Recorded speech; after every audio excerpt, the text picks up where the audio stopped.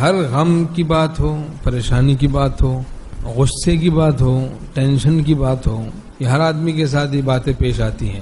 ہر پریشانی کی بات، ٹینشن کی بات، تشویش کی بات، کوڑنے کی بات، غصے کی بات، جھنجھلاہٹ کی بات، کوئی بے صبری کی بات، غم کی بات، قلق کی بات، جو یکسوئی میں اللہ کی حضوری میں اللہ کی یاد میں خلل ڈالے، مخل ہو، اس طرح کی تمام باتوں سے اپنے دل کو بچانا ہے. اللہ کے راستے کو طے کرنے کے لیے ضروری ہے.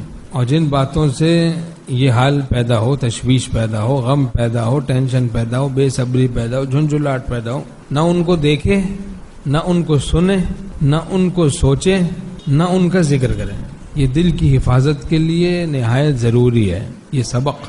نہ ان کو دیکھے، نہ ان کو سنے، نہ ان کو سوچے اور نہ ان کا ذکر کرے. اس سے دل کی حفاظت آسان ہو جائے گی. جو وسوسوں کا علاج ہے وہی قبض باطنی کا بھی علاج ہے. وہی ان تشویش کی باتوں کے ساتھ بھی معاملہ کرنا ہے جو وسوسوں کے ساتھ کرنا ہے. عدم التفات، توجہ نہ کرے، کسی جائز اور مزیدار کام میں مشغول ہو جائے. ورنہ بعضوں کی عادت ہوتی ہے تشویش والی باتوں کو دیکھتے بھی رہتے ہیں. اب خبریں سنے جا رہے ہیں، یکسوئی برباد ہوتی جا رہی ہے. وہ جناب ان کی اخبار بھی نہیں ختم نہیں ہو رہی. Latest news, latest. اب دل کی یکسوئی برباد ہوتی ہے لیٹسٹ کے چکر میں. معصیت سے تو بالکل ہی یکسوئی برباد ہو جاتی ہے. لہو لعب سے برباد ہو جاتی ہیں، فضولیات سے. بس سن رہے ہیں فالتو باتوں کو، فضول باتوں کو، یکسوئی برباد کر رہے ہیں. سوچ رہے ہیں کبھی کسی کا مسئلہ سوچ سوچ کے قلق میں مبتلا ہے، کبھی کسی کا مسئلہ سوچ سوچ کے قلق میں مبتلا ہے. بھائی دعا کر لو، ٹھیک ہے، کوئی مدد کرنی مدد کر لو. اپنی یکسوئی برباد کرنے کی کیا ضرورت؟ دوسروں کی جوتیوں کی حفاظت میں اپنا دوشالہ ہم کیوں گوائیں؟ ایسا غم کرنا جس سے اعتدال سے ہٹ جائے آدمی، یہ مضر ہے. مصیبتوں کی یاد کے لیے اللہ نے ہمیں پیدا نہیں کیا. ہمارے شیخ رحمۃ اللہ کی سادی باتیں ہوتی اور کوزے میں سمندر ہوتا کہ منتہی کو بھی غضب کا نفع ہوتا.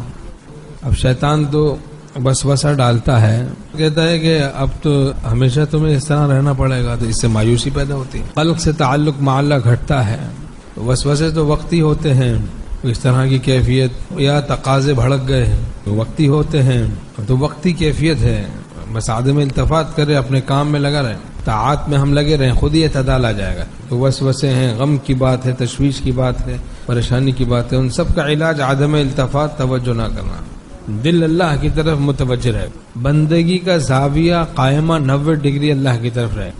تو ہم نے کہا بھائی دیکھیں، جو بھی بات قلق پیدا کرے، تشویش پیدا کرے، حسرت پیدا کرے، غم پیدا کرے دل میں، یکسوئی کو برباد کرے، رضا بالقضاء، اللہ کی مرضی پر راضی رہنا مشکل کرے، جو بات بھی، نہ اس کو دیکھو، نہ اس کو سنو، نہ اس کا ذکر کرو، نہ اس کو سوچو.